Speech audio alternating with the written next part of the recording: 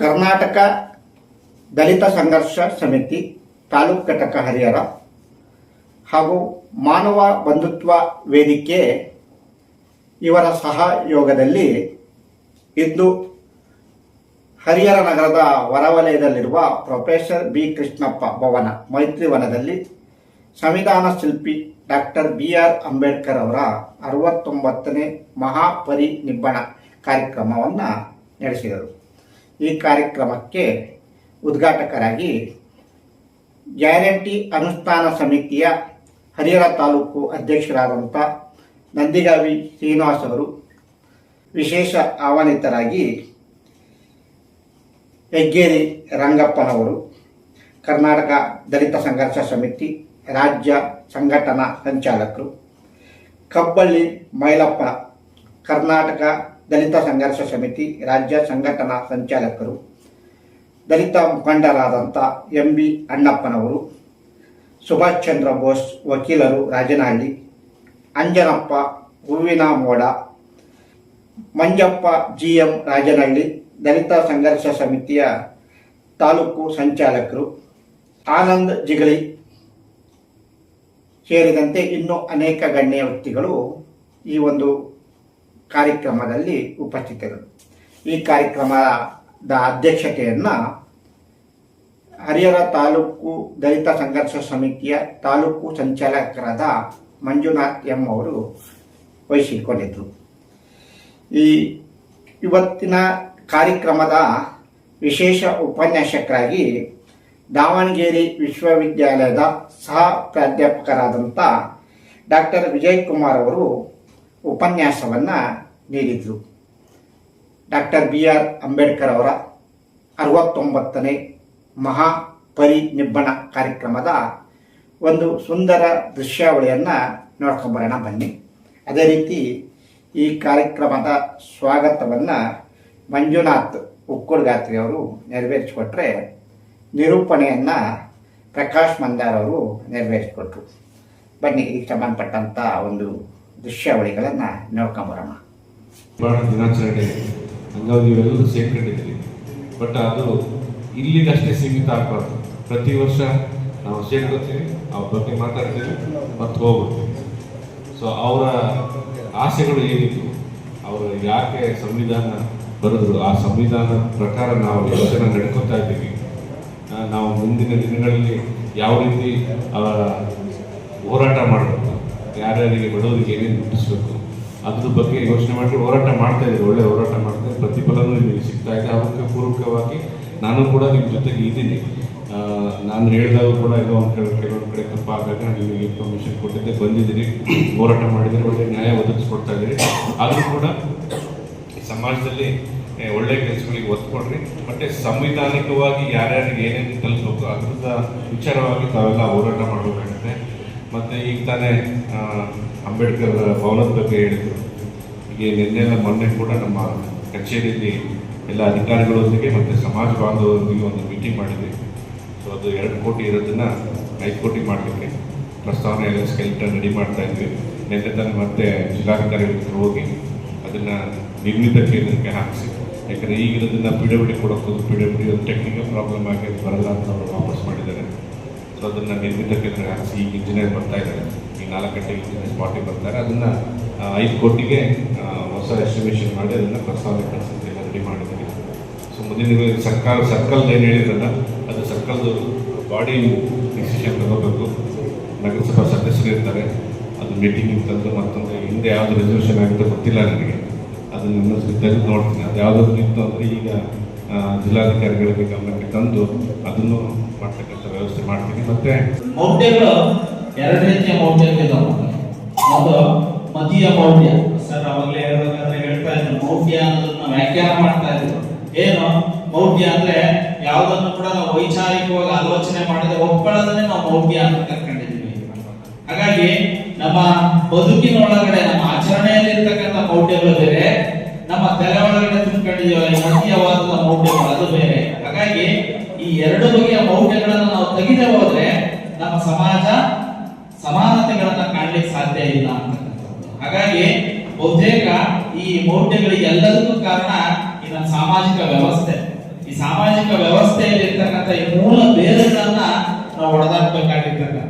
ನೋಡಿ, ಅವಾಗಲೇ ರುದ್ರಪ್ಪ ಸರ್ ಮಾತಾಡ್ಬೇಕಾದ್ರೆ ಹೇಳಿದ್ರು, ಒಬ್ಬ ದಲಿತ ಕ್ಷೌರಿಕನ ಅಂಗಡಿಗೆ ಹೋಗಿ ನಾನು ಕಟಿಂಗ್ ಮಾಡೋದ ಕೇಳಿದ್ರೆ ಕೊಲೆ ಮಾಡುವ ಸ್ಥಿತಿಯಲ್ಲಿ ನಮ್ಮ ಸಮಾಜ ಇದೆ ಅಂತ.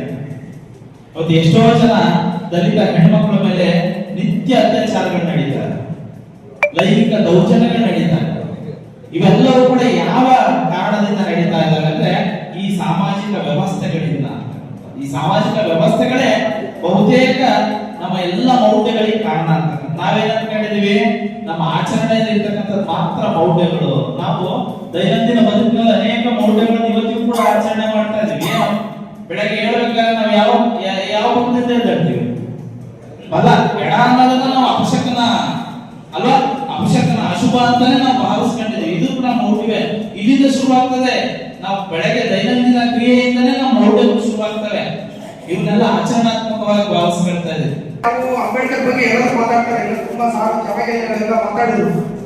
ಅಂಬೇಡ್ಕರ್ ಅವರು ಒಂದೇ ಮಾತು ಹೇಳ್ತಾರೆ ಅಷ್ಟೇ, ಏನಿಲ್ಲ. ನಾನು ಸಂವಿಧಾನ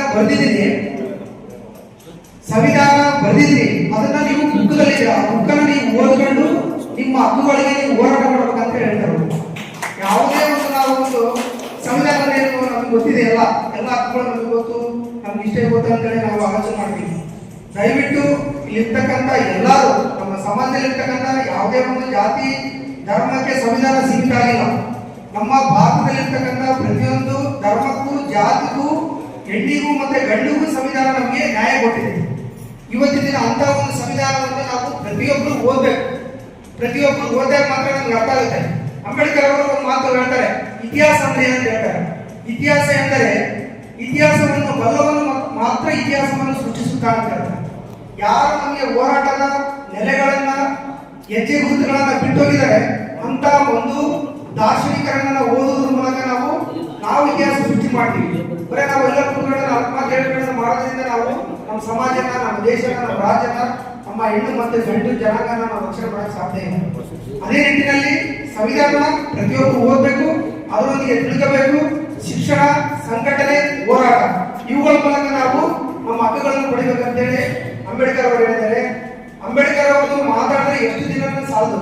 ಯಾಕಂದ್ರೆ ನಾವು ಇಷ್ಟು ಕೊಟ್ಟಂತ ಸಮಯದಲ್ಲಿ ನಮಗೆ ಏನು ಗೊತ್ತಿದೆ ಅದ್ರ ಬಗ್ಗೆ ನಾವು ತಿಳ್ಕೊಂಡು ಅವ್ರ ಬಗ್ಗೆ ಮಾತಾಡ್ಬೇಕು. ಪ್ರತಿ ವರ್ಷವೂ ತಿಳ್ಕೋಬೇಕು ಅವ್ರ ಬಗ್ಗೆ, ಪ್ರತಿ ದಿನವೂ ತಿಳ್ಕೋಬೇಕು, ಪ್ರತಿ ಗಂಟೆನೂ ತಿಳ್ಕೋಬೇಕು, ಪ್ರತಿ ಸಮಯ ತಿಳ್ಕೋಬೇಕು. ಯಾಕಂದ್ರೆ ಅಷ್ಟು ಕಷ್ಟಪಟ್ಟು ಸಂವಿಧಾನ ಬರೆದಿದ್ದಾರೆ. ಆ ಒಂದು ಅಂಬೇಡ್ಕರ್ ಅವರು ಏನು ಸಂವಿಧಾನ ಕೊಟ್ಟಿದ್ದ ಕಾರಣ ನಾವು PS ಆಗಿ ಬರ್ತೀವಿ. ಒಂದು ನಿಮ್ಮ ಮುಂದೆ ನಿಂತರೆ ನನಗೆ ಒಂದು ಅನುಕೂಲ ಆಗಿದೆ. ಅದಕ್ಕೋಸ್ಕರ ನಾನು ಅಂಬೇಡ್ಕರ್ನ ಯಾವುದೇ ಕಾರಣಕ್ಕೂ ಯಾವುದೇ ಜಾತಿ ಧರ್ಮ ನಾವು ಯಾವುದಿಲ್ಲ. ನಮ್ಮ ಪೊಲೀಸ್ ಇಲಾಖೆ ನ್ಯಾಯ ರೀತಿಯೊಂದಿಗೆ ನಾವು ಕೆಲಸ ಮಾಡ್ತೀವಿ. ಬಟ್ ಅದರಲ್ಲಿ ಏನಿದೆ ನಾವು ಭಯವಿಲ್ಲದೆ ಹೇಳ್ತೀವಿ. ನಾನು ಹೇಳಿದೆ, ಈ ಫಾರ್ ಎಕ್ಸಾಂಪಲ್ ನಮ್ಮ ಮೌಢ್ಯ ಬಗ್ಗೆ ಹೇಳ್ಬೇಕಂದ್ರೆ ನನ್ನ ಸ್ಟೇಷನ್ ಅಲ್ಲಿ ನಾನು ಬಂದು 5 ತಿಂಗಳಾಯ್ತು. ನನಗೆ ನಿನ್ನೆ ಒಂದು ಈ 2 ದಿನ ಕೆಳಗೆ ಒಂದು ಇನ್ಸಿಡೆಂಟ್ ಆಗಿತ್ತು. ನಾನು ಯಾವ್ದು ಊರು ಹೇಳೋಕ್ಕೋಗಲ್ಲ, ಯಾವ್ದು ಹೇಳೋಕ್ಕೋಗಲ್ಲ. ಕರ್ನಾಟಕ ದಲಿತ ಸಂಘರ್ಷ ಸಮಿತಿ ಮತ್ತು ಮಾನವ ಬಂಧು ವೇದಿಕೆ ಮೌಢ್ಯ ವಿರೋಧಿ ಆಚರಣೆಗಳನ್ನ ವಿರೋಧಿಸುತ್ತಾ ಇವತ್ತು ನಾವು ಸಾಕಷ್ಟು ಹೋರಾಟ ಮಾಡ್ಕೊಂಡು ಬಂದಿದ್ದೀವಿ. ಹಳ್ಳಿಗಳಲ್ಲಿ SC ST OBC ಮತ್ತು ಮೈನಾರಿಟಿ ಮಕ್ಕಳು ಅಷ್ಟೇ ಜಾಗ ಇರ್ತಾರೆ. ಮನೆ ದೇವರ ಬಂದ ಹೆಣ್ಮಕ್ಳು ಅವರಲ್ಲೇ ಯಾಕೆ ಜಾಗ ಮಾಡಿರ್ಬೇಕು? ಮುಂದುವರೆದ ಜಾತಿ ಜನಾಂಗದಲ್ಲಿ ಯಾಕೆ ಜಾಗ ಮಾಡಿರೋಲ್ಲ, ದೇವರು ಬರೋಲ್ಲ? ಅವ್ರು ಅಷ್ಟೇ ಹೆಣ್ಮಕ್ಳು, ಅವ್ರು ಹೇಳ್ಕೊಡ್ತಾರೆ. ಯಾರ ಬಗ್ಗೆ ಹೇಳ್ತಿದ್ರೆ ನಮ್ಮ ಅಜ್ಜಿದು ಮಧ್ಯಾಹ್ನ ಸಿಕ್ತು ಬೆಚ್ಚ ಬಿಡ್ಕೊಂಡ ಬಂತು. ಅಮ್ಮ ಯಾರು ಬಾಪ ಕೇಳ್ದ, ಅಮ್ಮ ಯಾವ ಸದೃತಿ ಅಲ್ಲ ಬಾಂದು ಯಾವ ಬಾ ಎಷ್ಟೇ ಬಂದು ನಮ್ಮ ಅಜ್ಜಿದು ನೆಕ್ಸ್ಟ್ ಯಾರಿಗೆ ಬರ್ತೀವ ಅಂದು ನೆಕ್ಸ್ಟ್ ನಮ್ಮ ಸೊಸಿ ಬರ್ತಾಳಂತ. ಅವ ಸಾಕು, ಇಷ್ಟು ವರ್ಷ ಅತ್ತಿ ಮಾವ ಸುತ್ತ ಸಾಕು, ನೆಕ್ಸ್ಟ್ ನೀನು ಬೆಳಗ್ಗೆ ಬರ್ತಾರ ತಾಯಿ ಸೌದತ್ತಿ ಅಲ್ಲಲ್ಲಿ ನನ್ನ ಮಗಳು IAS ಆಗಲಿ IPS ಆಗಲಿ ನಾನು ಬರೀ ಅಡ್ಡಾಡಿದ್ರೆ ಡಬ್ಬಿಗಡೆ ಹಾಕಕ್ಕಾಗಿಲ್ಲವ ಅಲ್ಲವ. ನಮ್ಮ ಮಕ್ಕಳನ್ನ ದೊಡ್ಡ ಸಾಮಾನು ಕಳಿಸಿ ಹೆಲಿಕಾಪ್ಟರ್ ಇಳಿಸ್ಬಿಟ್ಟು 1-2 ಲಕ್ಷ ಹಾಕ ಅಂತ ದೊಡ್ಡ ಶಕ್ತಿ ಆಶೀರ್ವಾದ ಮಾಡುವ ಅಂತ ಹೇಳಿದೆ. ಹಾಗಾಗಿ ಪ್ರತಿ ಹಳ್ಳಿಲಿರ್ತಕ್ಕಂಥ ಹೆಣ್ಮಕ್ಳು ನಮ್ಮ ಅತ್ತಿ ಮಗಳು ಅಂತ ಹೊರಗೋದನ್ನ ಬಿಡ್ರಿ. ಮುಂದುವರೆದ ಜನಾಂಗದವ್ರು ಯಾರು ಜವಾಬ್ದಾರಿಲ್ಲ. ಸಾಕು, ಜೋಗತಿ ಪದ್ಧತಿಯನ್ನ ಇಲ್ಲಿಗೆ ಅಂತ್ಯ ಮಾಡ್ಕೊಂತ ಬರ್ಲಿ. ಯಾಕಂದ್ರೆ 3 ಗಂಟೆ ಬರ್ಲಿ, ಹೋಗ್ಲಿ, ಸಾಕು. ಮಕ್ಕಳನ್ನ ವಿದ್ಯಾವಂತ ಶಿಕ್ಷಣ ಮಾಡೋಣ. ಬುದ್ಧ ಬಂದು ಹೇಳಿದ ನಮ್ಮ ದೇಶಕ್ಕೆ ಇದು ನಮ್ಮ ಶಿಕ್ಷಣ ಮುಖ್ಯ, ಮೌಢ್ಯತೆ ವಿರೋಧ ಬೇಡ ಅಂತ. ಬಸವವರು ಅವತ್ತೇ ಬಸವಣ್ಣವರು ಕಲ್ಲು ದೇವರ ದೇವರಲ್ಲ, ಮಣ್ಣು ದೇವರ ದೇವರಲ್ಲ, ತಾನು ಹೇಳ್ತೇವೆ ನೋಡ್ಕೊಂಡು ಸಂಗಮ ದೇವರ ಬಸವಣ್ಣವರು ಹೇಳಿದ್ರು. ಆಮೇಲೆ ಒಪ್ಕೊಳ್ಳಿಲ್ಲ ಆಮೇಲೆ ಬಾಬಾ ಸಾಹೇಬ್ ಬಂದ್ಬಿಟ್ಟು ಅದು ಶಿಕ್ಷಣ ಓದ್ಬಿಟ್ಟು ಕೋರ್ಸಿ ಬರೆದ್ಬಿಟ್ಟು ಶಿಕ್ಷಣ ಇಲ್ಲದೆ ಏನಾಗಲ್ಲ, ನೀವು ಆ ದೇವ್ರ ಹೆಸರಲ್ಲಿ ಮೌಢ್ಯಾಚರಣೆ ಮಾಡ್ಕೊಂಡು ಬಿಟ್ಬಿಡ್ರಿ ಅಂತೇಳಿ ಬಾಬಾ ಸಾಹೇಬ್ ಒಂದು ಸಂವಿಧಾನ ಬರ್ಕೊಟ್ಟು ತೋರಿಸಿದ್ದಾರೆ. ಆದ್ರೂ ಕೂಡ 76 ವರ್ಷ ನಮ್ಮ ಭಾರತ ದೇಶದಲ್ಲಿ ಇನ್ನೂ ಅಳಿಸಿಲ್ಲ. ನಾವು ಈಗ ಏನ್ ಮಾಡ್ಬೇಕು, ಮಕ್ಕಳಿಗೆ ಏನ್ ಮಾಡ್ಬೇಕು, ಸ್ಕೂಲಲ್ಲ ಬೆಳಗ್ಗೆಲ್ಲ ಸ್ಕೂಲಿಗೆ ಹೋಗಪ್ಪ ಚೆನ್ನಾಗಿ ಹೋದ ಅಂತ ಹೇಳ್ತೀವಿ. ರಾತ್ರಿ ತಕ್ಷಣ ಬಂದ ತಕ್ಷಣ ಹೋಗಲಿ ಶೃಂಗೇರಿ ಮಠಕ್ಕೆ ಭಾರಿ ಒಳ್ಳೆ ಆಶೀರ್ವಾದ ಮಾಡ್ಕೊಂಡ ಹೊರ ಕೊಡ್ತಾಳ. ಇಲ್ಲಿ ಈ ದೇವ್ರ ಪೂಜೆ ಮಾಡು, ಆ ದೇವ್ರ ಪೂಜೆ ಮಾಡಿ ನಮ್ಗೆ ಶಕ್ತಿ ಕೊಡ್ತೈತಿ. ದೊಡ್ಡ ಫೋರ್ ಮುಗಿಸಿ ಬೇಡ್ಕೊಂಬ ಡಬ್ಬಿಗಡೆ ಹಾಕಂತಿ. ಆ ಡಬ್ಬಿಗಡೆಗೆ ಎಲ್ಲ ಹಾಕಕ್ ಬೇಡ, ಈಗ 4 ಬುಕ್ಸ್ ಹೋದ್ರಿ ಮನ್ಯಾಗ ಅಂತ ಹೇಳಿ ಮನೆಗೆ ಓದಿಸಿ 4 ಬುಕ್ಸ್ ಮಕ್ಳು ಯಾಕೆ ಪಾತ್ರ ಕೊಡಲ್ಲ? ಯಾಕೆ ನಾನು ಓದಿಲ್ಲ, ನನಗೆ ಅದು ಅಳುಕಿದೆ, ನಾನು 7ನೇ ಕ್ಲಾಸ್ ಫೇಲ್ ದಡ್ಡ. ಆ ವಿಚಾರ ನನಗೆ ನಂಬಿಕೆ ಇಲ್ಲ. ಯಾಕಂದ್ರೆ ನಾವು ಓದಿಲ್ಲ, ನನಗೆ ದಡ್ಡ ಇದ್ದೇನೆ. ಈ ವಿಚಾರ ಓದಿದ್ರೆ ನಾನು ಚೆನ್ನಾಗಿ ಓದ್ಕೊಂಡು ದೊಡ್ಡ ಅಕ್ಷರ ಆಗಿದೆ. ಹಾಗಾಗಿ ಮಕ್ಕಳನ್ನ ಆ ದೇವರು ಈ ದೇವರು ಅಂತ ಬಿಟ್ಟು ನುಡಿಗಳು ಕರ್ಕೊಂಡು ಹೋಗೋದು, ದೇವರ ತೆರಿಗೊಳಿಸೋದು ಬಿಟ್ಟು ಆ ವಿಚಾರ ಶಿಕ್ಷಣ ಮೂಲಕ ಕಳಿಸಿದೆವು. ಬಾಬಾ ಸಾಹೇಬ್ ಸರ್ಕಾರ 193 ದೇಶಗಳು ದೇಶ ಸಂತಾನ ಸೂಚಿಸಿದವು. ಅದೇ ಸರ್ದಾರ್ ವಲ್ಲಭಾಯಿ ಪಟೇಲ್ ಇದ್ರು, ಜವಾಹರ್ಲಾಲ್ ನೆಹರು ಇದ್ರು. ಅವತ್ತು ಯಾಕೆ ಅಷ್ಟು ದೇಶಗಳು ಅವ್ರ ಸಂತಾಪ ಸೂಚಿಸಿಲ್ಲ? ಅದಕ್ಕೆ ಕಾರಣ ಬಾಬಾ ಸಾಹೇಬ್ ಮಾಡಿದಂತ